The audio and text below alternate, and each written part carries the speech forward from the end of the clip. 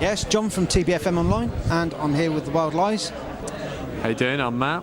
I'm Dylan from the Wild Lights. And what do you guys do in the band? I'm the singer, frontman, taking the lead. Bass guitar. Right. And first time at Sonisphere? Yeah, first time. I mean, we've come here as punters before in the past. You know, it's a good new festival for England, and it's awesome. We played earlier on today, and it was unbelievable. So it's one of those kind of festivals where it's. You know, we did Download last year, and it's a big kind of power horse, you know, around the world as a metal festival, rock festival. Sonisphere is unbelievable, but it's a lot more close together. You know what I mean? It's a lot more kind of personal, which is quite good. And no, it was great. So it's kind of like an intimate festival. Yeah, exactly. Yeah, definitely. I think so.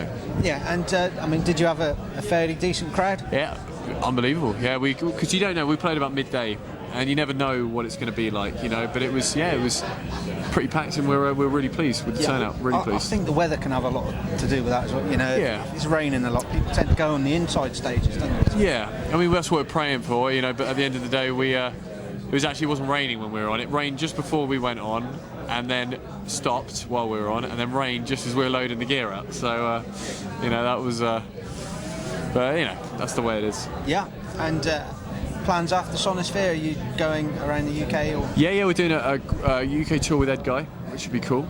Oh right, yeah. Yeah, that should be really good. We got a new album coming out, which is later on the year, mixed by the great Kevin the Caveman Shirley. So Mick did say that. Yeah, so it's going to be huge. You know, it's been an absolute honour for him to work with us and to use him. You know, so did you go over to the cave?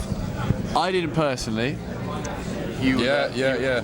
It was absolutely amazing to watch him work. You know, he's truly a sort of master of his art, and the thing I love about him as well is he really allows the music to kind of shine through. You know, he captures the kind of live energy of a band, which is what we wanted.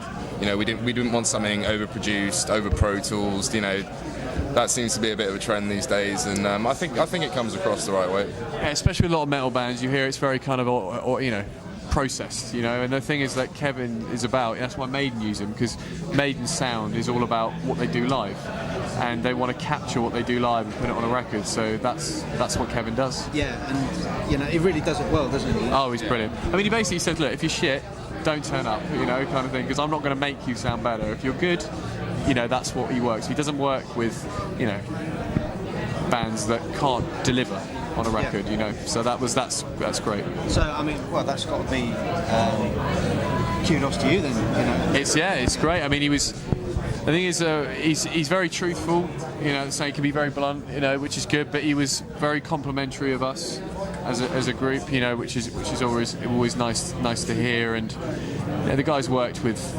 everyone, you know, of a big name. I mean, he really has, you know, Aerosmith, Zeppelin, Maiden, you know, he's one of the main dudes, so it was a huge privilege. And what's the album called?